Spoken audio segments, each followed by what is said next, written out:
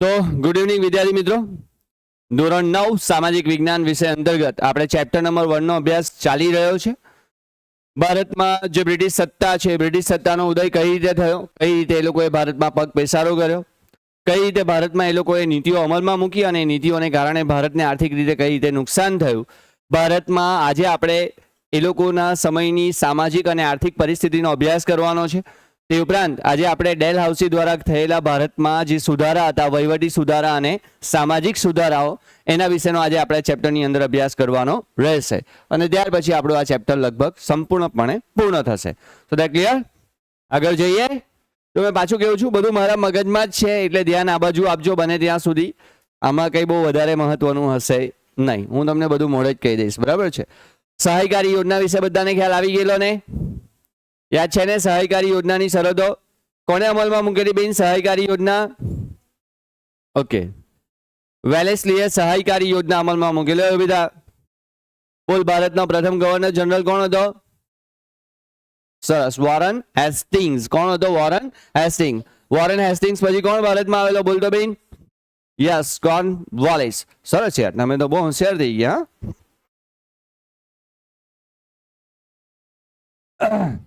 ચલો બચ્ચાઓ, બોલજો હે કે ક્યાંથી બાકી હતું? આ બધું પતી ગયેલું ને? અહીંયાથી બાકી હતું આઈ થિંક, કે અહીંયાથી બાકી હતું? હજુ પાછળ આ થઈ ગયેલું ને? અહીંયાથી જ બાકી હતું, રાઈટ? સારું, ચાલો.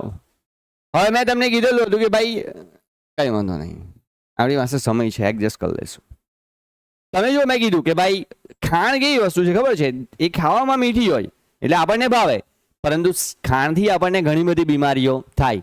એક વૈજ્ઞાનિક સંશોધન થયું અને સંશોધનની અંદર એવું કહેવામાં આવ્યું કે જે વ્યક્તિ ખાણ નથી ખાતો ને એને કેન્સર થવાની સંભાવનાઓ 90% ઘટી જાય છે. એટલે કેન્સર થવાની કારણોમાં પણ આ સૌથી મોટું જવાબદાર ખાંડ હોઈ શકે. મારો કહેવાનો અર્થ અલગ છે, તમે સમજજો. હું અહીંયા એમ કહેવા માંગુ છું કે આ જે પેલી યોજના હતી, કઈ યોજના? સહાયકારી યોજના. આ સહાયકારી યોજના કેવી હતી? દેખાવમાં કેવી હતી કે ભાઈ આનાથી દેશી રાજાઓને શું થશે? લાભ થશે. પણ એવું હતું નહીં. આનાથી રાજા કેવા બની જવાના હતા? બે જવાબદાર બની જવાના હતા. અને જ્યારે રાજાઓ બે જવાબદાર બને ત્યારે એની સૌથી પહેલી સ્થિતિ કઈ આવે કે એ લોકોને રાજ્ય તરફથી એમનું ધ્યાન શું થઈ જાય? હટી જાય. અને એનો લાભ કોને મળે? બ્રિટિશરોને મળે. અને એટલા માટે આ યોજનાને કયા નામે ઓળખવામાં આવી? મીઠા ઝેર જેવી યોજના તરીકે ઓળખવામાં આવી. વેલેસ્લીએ ઘણા પ્રદેશો ઈસ્ટ ઇન્ડિયા કંપનીમાં જોડી દીધા અને ગવર્નર જનરલ વેલેસ્લીએ ટીપુની સહાયકારી યોજના સ્વીકારવા જણાવ્યું. કયા વિગ્રહ પછી? ચોથા વિગ્રહ પછી. યાદ આવે છે? કેટલા મૈસૂર વિગ્રહ થયેલા? 4. પહેલા બે કોની સાથે? હૈદર અલી સાથે. અને બીજા બે કોની સાથે? ટીપુ સુલતાન સાથે. છેલ્લા મૈસૂર વિગ્રહ જ્યારે ટીપુ સુલતાન એની સામે હારે છે ત્યારે સહાયકારી યોજનામાં જોડાવા માટે કહે છે, પણ ટીપુ સુલતાન એ બાબતનો શું કરે છે? સ્પષ્ટ ઇનકાર કરે છે કે સહાયકારી યોજનામાં જોડાવા માંગતો નથી અને અંતે એને મારી નાખવામાં આવ્યો. આ યોજનાનો સ્વીકાર કરવાનો ઇનકાર થતા અંગ્રેજોએ નિઝામની સાથે મેળવીને મૈસૂર ઉપર 1799માં આક્રમણ કર્યું અને ચોથા મૈસૂર વિગ્રહ દરમિયાન ટીપુ સુલતાન અંગ્રેજો સામે લડતા લડતા શું થઈ ગયો? મૃત્યુ પામ્યો. So that clear? વેલેસ્લી બાદ ભારતમાં ગવર્નર જનરલ તરીકે કોણ આવ્યો? હેસ્ટિંગ્સ આવ્યો. એ પેલો અલગ અને આ પણ અલગ, હા, ધ્યાન રાખજો. નેપાળ સાથે યુદ્ધ કરીને ગુરખા છે ને એક પ્રજા હતી, જેમ અત્યારે આપણા ત્યાં કેમ ભીલ પ્રજા હોય તેમ ગુરખાની પણ એક પ્રજાતિ હતી તે સમય દરમિયાન. આમ પીઠારાઓ સાથે યુદ્ધ કરીને અંકુશમાં લીધા અને ત્રીજો મરાઠા વિગ્રહ કરી કંપનીની સર્વોપરિતા. સર્વોપરિતા કોને કહેવાય? કે લગભગ હવે ભારતના મોટા ભાગના પ્રદેશો ઉપર કોનું શાસન હતું? બ્રિટિશરોનું શાસન હતું. એટલે કે કંપની શાસનની સર્વોપરિતા સ્થપાયેલી જોવા મળી. વિલિયમ બેન્ટિક ભારતમાં અગાઉ ગવર્નર જનરલોની સરખામણીમાં કેવો રહ્યો? થોડો ઉદાર રહ્યો. એટલે કે એને જે નીતિઓ અપનાવી એ નીતિઓ કેવી હતી? ઉદારવાદી હતી. એટલે કે ભારત દેશની અંદર અત્યાર સુધી જે ગવર્નર જનરલો આવ્યા એને કારણે ભારતની પ્રજાની અંદર એક અસંતોષ હતો અને એ અસંતોષને દબાવી દેવા માટે અને ભારતની પ્રજાને હાથ પર લેવા માટે એણે થોડી ઉદાર નીતિ અપનાવી. અગાઉના ગવર્નર જનરલોની અપનાવેલી સામ્રાજ્યવાદી નીતિથી રાજ્યોમાં જે અસંતોષ ઊભો થયો હતો, મેં તમને કહ્યું તેમ, અને એટલા માટે અસંતોષમાંથી એકતા ઊભી ન થાય તે માટે એણે ઉદાર મતવાદી પ્રયત્નો કરેલા જોવા મળ્યા. ભારતના ગવર્નર જનરલ તરીકે હવે આવ્યો લોર્ડ ડેલહાઉસી. આ ભારત દેશમાં એક એવો વ્યક્તિ હતો કે જેણે ભારત દેશમાં કરેલા વહીવટી અને સામાજિક સુધારાથી ભારતમાં એક નવા યુગનો આરંભ થયો અને એ સુધારાઓ આજે પણ આપણે એનો લાભ લઈ રહ્યા છે. જેમ કે એક સુધારાની વાત કરું, ઈસવીસન 1853માં એણે મુંબઈથી થાણે વચ્ચે પ્રથમ રેલવે લાઇનની શરૂઆત કરેલી અને જેનો લાભ આજે પણ આપણે લઈ રહ્યા છે. આ ઉગ્ર સામ્રાજ્યવાદી માનસ ધરાવતો હતો. ભલે ભાઈ, છેલ્લે તો હતો તો બ્રિટિશર જ, અને એટલા માટે એણે પણ ભારત દેશની અંદર સામ્રાજ્યનો વિસ્તાર કરવા માટેના પ્રયત્નો કરેલા જોવા મળ્યા. સામ્રાજ્યવાદી નીતિને પોષવા અને કંપનીનો રાજ્ય વિસ્તાર વધારવા એણે કઈ નીતિ અપનાવી? જીત, જપ્તી અને જબરજસ્તી. કે કોઈ રાજા માને તો ઠીક, ન માને તો યુદ્ધ કરીને પણ એના શાસનને કોની સાથે જોડી દેવાનું? બ્રિટિશ શાસન સાથે જોડી દેવાનું. એના માટે એણે બહાના પણ બનાવ્યા કે ભાઈ, જો કોઈ રાજા દત્તક પુત્ર લઈ શકશે નહીં, અને જો કોઈ રાજા પુત્ર વગર અવસાન પામે તો એનું રાજ્ય વહીવટી બહાના હેઠળ કોની સાથે જોડવું? બ્રિટિશ શાસન સાથે જોડી દેવું. અને આમ કરીને એણે ખાલસા નીતિ અપનાવેલી જોવા મળી. જો યુદ્ધ દ્વારા ખાલસા કરેલા રાજ્યોમાં ગયા હતા પંજાબ અને પેગુ. અપુત્ર અવસાન પામેલા રાજ્યમાં ખાલસા કરીને ગયા રાજા? સતારા. અહીંયા ઝાંસી પણ આવશે, તમને યાદ હશે, ઝાંસીની રાણી લક્ષ્મીબાઈ. જેતપુર, સંબલપુર, ઉદયપુર, બગાદ અને નાગપુર. ગેરવહીવટના બહાના હેઠળ, એટલે કે વહીવટ બરાબર ચાલતો નથી અને આ રાજ્ય વહીવટ બરાબર નથી કરી શકતું, એટલે એને બ્રિટિશ શાસન સાથે જોડી દેવામાં આવશે. એવા રાજ્યમાં કયું રાજ્ય હતું? અવધ. કરજની ઉઘરાણી દરે, એટલે કે જે રાજ્યનું દેવું વધી ગયું હતું, કરજ એટલે શું કહેવાય? દેવું. જે રાજ્યનું દેવું વધી ગયું છે એને પણ ખાલસા કરીને શેની સાથે જોડવામાં આવ્યું? બ્રિટિશ શાસન સાથે. એવું કયું રાજ્ય હતું? નિઝામનો વરાળ પ્રાંત. નામ માત્રની સત્તાનો અંત લાવી, કે હવે આ શાસનમાં વહીવટ જેવું કશું રહ્યું નથી, એવી સત્તાનો પણ એને અંત આણ્યો અને એમાં કર્ણાટક અને તાંજોર જેવા રાજ્યોને એને શું કર્યું? ખાલસા કરીને બ્રિટિશ શાસન સાથે જોડી દેવામાં આવ્યા.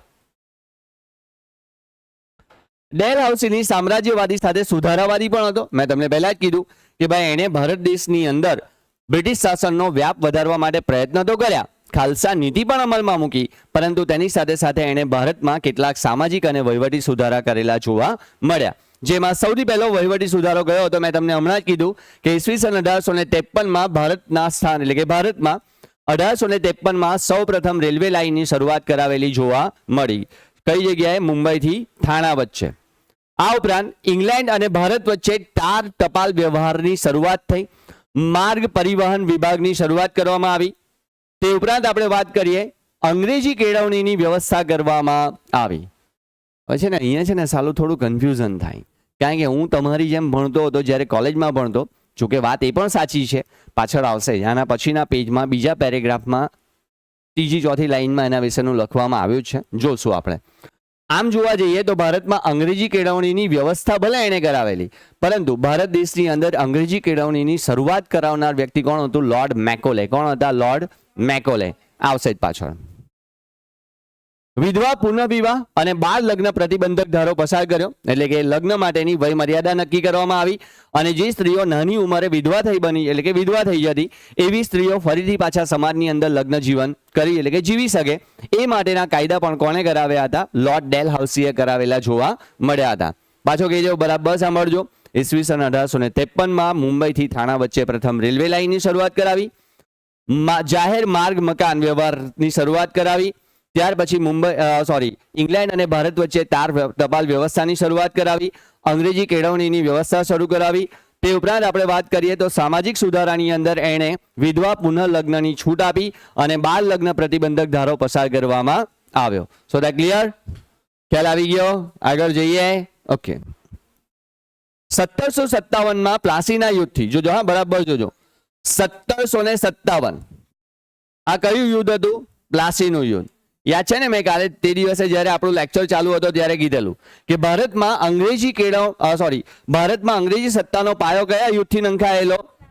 પ્લાસીના યુદ્ધથી 1757. ત્યાર પછીના એક્ઝેક્ટ 100 વર્ષ, કેટલા વર્ષ? 100 વર્ષ. અને ત્યાર પછી એક ઘટના ઘટી ભારતમાં ઈસવીસન 1857માં, યાદ હોય તો પ્રથમ સ્વાતંત્ર્ય સંગ્રામ. યાદ આવે છે? યાદ આવે છે? પ્રથમ સ્વતંત્ર સંગ્રામ. આ સંગ્રામ પાછળનું મૂળ જે કારણ હતું તે કયું હતું? સામ્રાજ્ય બંને વધ્યા, પરંતુ ભારતમાં રાજ્યનો અસંતોષ જવાબદાર હતો.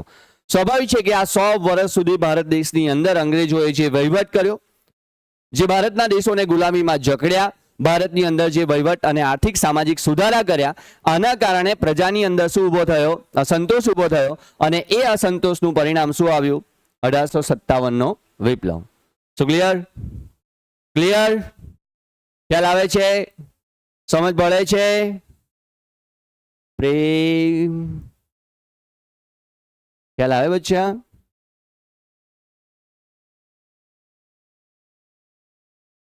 કંપની શાસનની છેલ્લા ટોપિકો ચાલે છે, ધ્યાન રાખજો. મેં તમને હમણાં જ કીધેલું કે હવે આપણે જે વાત કરવાની છે કંપની શાસનની આર્થિક અસરો અને સામાજિક અસરો.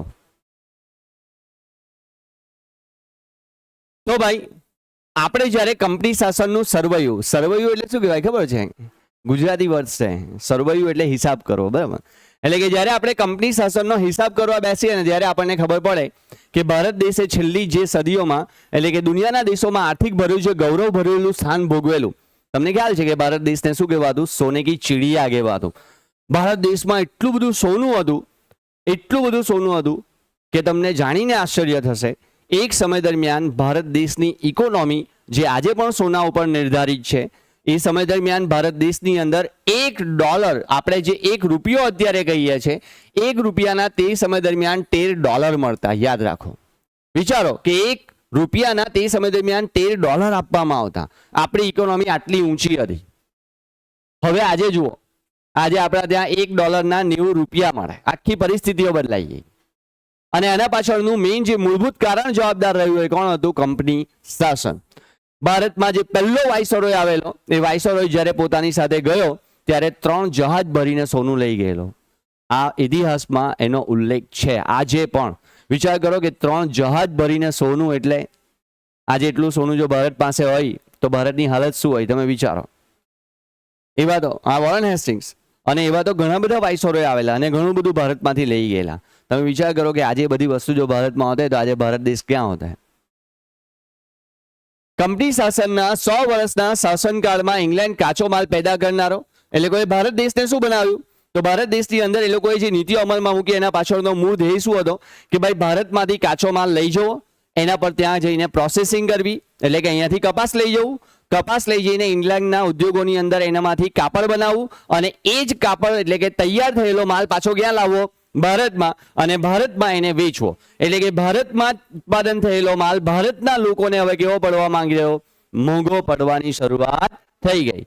હવે સ્વાભાવિક છે કે ભારત દેશની અંદર પરિસ્થિતિ શું થઈ હતી જુઓ. એક તો ભારતમાંથી કાચો માલ ત્યાં લઈ જવાતો, એ જ વસ્તુ પાછી ભારતમાં લાવીને વેચવામાં આવતી. હવે એ માલ પાછો કેવી રીતે વેચતા? ભારતમાં તૈયાર થયેલા માલ કરતા સસ્તી કિંમતે વેચતા. એટલે કે ભારતના ઉદ્યોગ ધંધા પણ ધીમે ધીમે શું થઈ ગયા? પડી ભાંગ્યા. કારણ કે ભાઈ આપણે તો વસ્તુ કઈ ખરીદીએ? જે સસ્તી હોય તે જ ખરીદીએ. એને કારણે ઇંગ્લેન્ડમાંથી જે તૈયાર થઈને માલ આવતો એનું વેચાણ વધ્યું, અને ભારતમાં તૈયાર થયેલા માલની કિંમત વધુ હોવાને કારણે એની કિંમતના પરિણામ સ્વરૂપ એટલે કે ભારતમાં તૈયાર થયેલો માલ હતો એનું વેચાણ શું થઈ ગયું? ઘટી ગયું. હવે વેચાણ ઘટે તો સ્વાભાવિક છે કે ભારતના ઉદ્યોગ ધંધા પણ ધીમે ધીમે શું થઈ ગયા? પડી ભાંગ્યા. અને આને કારણે પણ ભારતને આર્થિક નુકસાન થયેલું જોવા મળ્યું. શું ક્લિયર? આમ ભારતમાં બંગાળમાં સુતરાઉ કાપડ, કાચું રેશમ, શણ અને મલમલની નિકાસ કરતું. તે સમય દરમિયાન ભારત દેશનું સૌથી સમૃદ્ધ જો રાજ્ય કોઈ હોય તો તે કયું ગણવામાં આવતું? બંગાળ, પશ્ચિમ બંગાળ સૌથી સમૃદ્ધ રાજ્ય. આમ દ્વિમુખી શાસન પદ્ધતિ બાદ બંગાળની આર્થિક સ્થિતિ અને ચમક ઝાંખી પડી ગઈ. કંપનીની અન્યાયી મહેસૂલની નીતિથી ભારતનો ખેડૂત પાયમાલ બન્યો. કારણ કે પાક ઉગે કે ન ઉગે, પરંતુ ભારતમાં બ્રિટિશરોને આપણે શું આપવું પડતું? મહેસૂલ ભરવું જ પડતું. આમ ઇંગ્લેન્ડના ઉદ્યોગોના વિકાસ અને ભારતના કાપડ ઉદ્યોગ પર અન્યાયી જકાત નાખી. જો અન્યાયી જકાત નાખવાને કારણે ભારતમાં તૈયાર થયેલું કાપડ કેવું પડવા માંડ્યું? લોકોને મોંઘું પડવા માંડ્યું. આ વિવિધ અયોગ્ય રીત રસમો અપનાવી અને જેથી ભારતના ઉદ્યોગ ધંધા પડી ભાંગ્યા. ભારતનો કારીગર વર્ગ, હવે ઉદ્યોગ ધંધા જ પડી ભાંગે તો કારીગર વર્ગ પણ કેવો બની જાય? બેકાર બન્યો. આમ કંપનીના વેપારીઓ ખાનગી વ્યાપાર કરી બંગાળના કારીગરો પાસે ટૂંકી મુદ્દતમાં માલને તૈયાર કરવા માટે શું કરાવી લેતા? હસ્તાક્ષર કરાવી લેતા અથવા તો અંગૂઠો મરાવી લેતા. હવે સ્વાભાવિક છે કે તે સમય દરમિયાન આપણે ત્યાં શિક્ષણનું પ્રમાણ કેવું હતું? ઓછું હતું. હવે જ્યારે આ માલને ટૂંકી મુદ્દતમાં તૈયાર કરવા માટે એ લોકો કરાર કરાવી લેતા, અને જ્યારે માલ લેવા જાય ત્યારે પેલો કારીગર બિચારો માલ તૈયાર કરી શકેલો હોય નહીં. હવે સ્વાભાવિક છે કે માલ તૈયાર ન થઈ શકેલો હોવાને કારણે એનો માલ એ લોકો સસ્તી કિંમતે પડાવી લેતા, તૈયાર થયેલો જે કંઈ પણ માલ હોય તે, અને જો એ ન માને તો એને ફટકા મારવાની સજા કરવામાં આવતી, અને આમ કરીને કારીગર વર્ગનું પણ એ લોકોએ શોષણ કરેલું જોવા મળ્યું. ટૂંકી મુદ્દતમાં ચોક્કસ જથ્થામાં કાપડ વળીને પૂરું પાડવાનો કોન્ટ્રાક્ટ લખાવી લેતા, અને કારીગર જો ઇનકાર કરે તો તેને ફટકા મારવાની પણ સજા અથવા તો જેલની સજા પણ કરવામાં આવતી. સો ક્લિયર? કંપનીના આગમન પહેલા ભારતમાં ગામડા સ્વાવલંબી હતા. ગાંધીજી એવું કહેતા કે જો ભારતના તમારે સાચા દર્શન કરવા હોય ને તો ભારતના ગામડાની મુલાકાત લેવી જોઈએ. આ ગાંધીજીનું કહેવું હતું, કારણ કે તે સમય દરમિયાન ભારતની અર્થવ્યવસ્થામાં સૌથી પ્રબળ જો કોઈ એકમ હતું તે કોણ હતું? ભારતના ગામડા હતા. ગામડા તે સમય દરમિયાન મોટે ભાગે કેવા હતા? સ્વાવલંબી હતા, એટલે કે એ લોકોએ કોઈ પ્રદેશ પર આધાર રાખવાની જરૂરિયાત હતી નહીં. મોટા ભાગેની બધી જ વસ્તુ એ લોકોને ગામડામાંથી પ્રાપ્ત થઈ જતી હતી. પણ બ્રિટિશરોના આ પરિણામ સ્વરૂપ, એટલે કે બ્રિટિશરોએ જે નીતિ અમલમાં મૂકી એના પરિણામ સ્વરૂપ ભારતના જે ગામડા પહેલા સ્વાવલંબી હતા એ હવે કેવા બની ગયા? પરાવલંબી બન્યા. એ લોકોએ પણ બીજા પ્રદેશો પર આધાર રાખવો પડે તેવી પરિસ્થિતિનું નિર્માણ થયેલું જોવા મળ્યું. અને આમ ઈસ્ટ ઇન્ડિયા કંપનીના શાસનકાળમાં ભારતમાં મુંબઈથી થાણા વચ્ચે રેલવે લાઇનની શરૂઆત થઈ. ઇંગ્લેન્ડ ભારત વચ્ચે આગબોટ સેવાની શરૂઆત થઈ. મુંબઈ, મદ્રાસ અને ચેન્નઈ, કોલકાતા જેવા મહાબંદરોનો વિકાસ થયેલો જોવા મળ્યો. જો ધ્યાન રાખજો, મુંબઈ, મદ્રાસમાં કયું હતું? એ લોકોની વેપારી કોઠીનું નામ શું હતું? Saint fort George. ત્યાર પછી કોલકાતામાં શું હતું? Fort William. શું નામ હતું? Fort William. હવે આવે છે સામાજિક અસરો. બ્રિટિશ વહીવટ દરમિયાન વર્તમાનપત્રોના વિકાસથી પ્રજામાં, સ્વાભાવિક છે ભાઈ, જુઓ, શિક્ષણ વધે ને તો જાગૃતિ પણ આવે, શિક્ષણ વધે ને તો લોકોમાં સમજ પણ વિકસે. હવે તે સમય દરમિયાન સમય જતા શિક્ષણનો વ્યાપ વધ્યો અને વર્તમાનપત્રોનો વિકાસ થયો, જેને કારણે ધીમે ધીમે પ્રજામાં વિચાર, વાણી સ્વતંત્રની ભાવનાનો શું થયો? વિકાસ થયો. એટલે કે લોકો સમજતા થઈ ગયા કે ભાઈ ભારતમાં અંગ્રેજોએ જે નીતિ અમલમાં મૂકી છે એનાથી ભારતનું શું થઈ રહ્યું છે? આર્થિક શોષણ થઈ રહ્યું છે. અને આ શોષણથી બચવા માટેનો એક જ રસ્તો છે કે ભારત દેશમાંથી આ લોકોને શું કરવા? હવે કાઢવા જરૂરી છે. આમ સમય દરમિયાન ભારતીય સમાજમાં કેટલાક પ્રદેશોમાં કુરિવાજ જોવા મળતા, જેમ કે ભાઈ સતી પ્રથાનો રિવાજ, બાળકીને દૂધ પીતી કરવાનો રિવાજ, બાળ લગ્ન, આ બધી પરિણામ સ્વરૂપ ભારત દેશની અંદર તે સમય દરમિયાન ભારતના જે કેટલાક સમાજ સુધારકો હતા, જેમ કે ભાઈ રાજારામ મોહન રાય, દુર્ગારામ મહેતા, બહેરામજી મલબારી, આ બધા વ્યક્તિઓએ ભારતમાંથી આ જે કુરિવાજો છે એને દૂર કરવા માટેના પ્રયત્નો કર્યા. તમને યાદ ન હોય તો જણાવું, રાજા રામમોહન રાયે ભારતમાં સતી પ્રથાનો પ્રબળ વિરોધ કર્યો હતો. એના પાછળનું એક એમનું બાળપણનું કારણ જવાબદાર હતું. રાજા રામમોહન રાય જે હતા એમના મોટા ભાઈ અને એમના જે ભાભી હતા એમના બાળ લગ્ન થયા હતા, અને રાજા રામમોહન રાયના જે મોટા ભાઈ હતા એ ભાઈ નાની ઉંમરે શું થઈ જાય છે? મૃત્યુ પામે છે. અને એનું પરિણામ એ આવે છે કે એમની જે ભાભી હતી, એમના ભાભી સાથે એમને ખૂબ સ્નેહ હતો અને એમના ભાભીએ સતી થવું પડેલું, અને એટલા માટે એમણે મનોમન નક્કી કર્યું હતું કે ભારતમાં જે સતી પ્રથા છે એને હું શું કરીશ? નાબૂદ કરીશ. અને પ્રણ અનુસાર એમણે ભારતમાં રાજા રામમોહન રાયના પ્રયત્નોથી વિલિયમ બેન્ટિકે સતી પ્રથાના રિવાજ ઉપર પ્રતિબંધ મુક્તો કાયદો પસાર કરાવ્યો હતો. યાદ રાખજો, જીકે નો ક્વેશ્ચન છે, આવું કોઈ પૂછી પાડે કે રાજા રામમોહન રાયના પ્રયાસોથી વિલિયમ બેન્ટિકે ભારતમાં સતી પ્રથાને પ્રતિબંધક ધારો પસાર કર્યો હતો. શું ક્લિયર? આમ અંગ્રેજીકરણ થતા અંગ્રેજી જાણનાર લોકોની જરૂરિયાત ઊભી થઈ. આ પરિણામ સ્વરૂપ આવી ગયું. અહીંયા મેં તમને કીધેલું કે ભારતમાં મેકોલેએ ભારતમાં કયા શિક્ષણની શરૂઆત કરાવી? અંગ્રેજી કેળવણીની શરૂઆત કરાવી. હવે એના પાછળનું રીઝન પણ હતું કે ભાઈ ભારતમાં અંગ્રેજોએ શું કરવો હતો? વહીવટ કરવો હતો. અને ભારતમાં અંગ્રેજોનો જે વહીવટ ચાલતો એ કઈ ભાષામાં ચાલતો? અંગ્રેજી ભાષામાં જ ચાલતો હોય.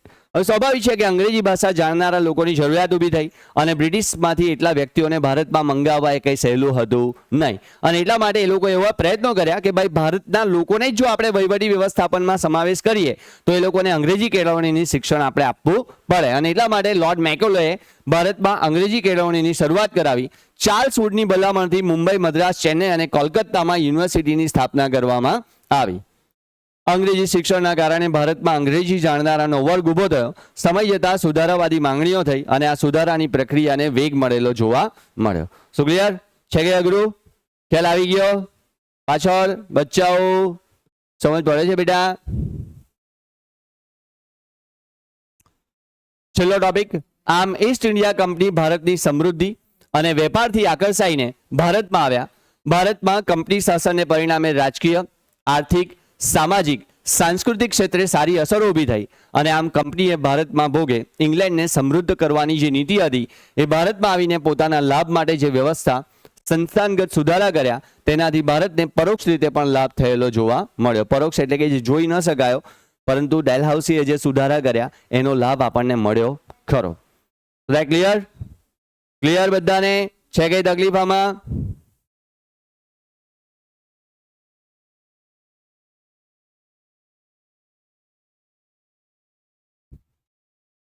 તો મિત્રો આપણે આપણું પ્રથમ ચેપ્ટર ભારતમાં બ્રિટિશ સત્તાનો ઉદય, અહીંયા આપણું લગભગ એના બધા જ ટોપિકો સંપૂર્ણપણે પૂરા થાય છે. આઈ હોપ કે આ દરેક ટોપિકની અંદર આપ દરેક વિદ્યાર્થીઓને સારી રીતે સમજ પડી ચૂકી હશે. હું સૌપ્રથમ તમને ગેરંટી સાથે કહું છું, તમારે આ ચેપ્ટર બરાબર એકવાર ધ્યાનથી વાંચવાનું છે, માત્ર ધ્યાનથી વાંચવાનું છે. મારી ગેરંટી કે તમને કોઈ એવો ટોપિક નહીં હોય કે જે મેં સમજાવ્યા વગર બાકી રાખ્યો છે. જો તમે વાંચશો એટલે તમને પૂરેપૂરી ખ્યાલ આવી જશે. ને ચિંતા ન કરતા, ન પણ ખબર પડે તો હું તમને પાછું પણ એ ટોપિક કરાવીશ. કોઈ ચિંતા કરવાની જરૂરિયાત નથી. સો ક્લિયર? તો અહીંયા આપણે ચેપ્ટર પૂર્ણ કરીએ છીએ. Thank you.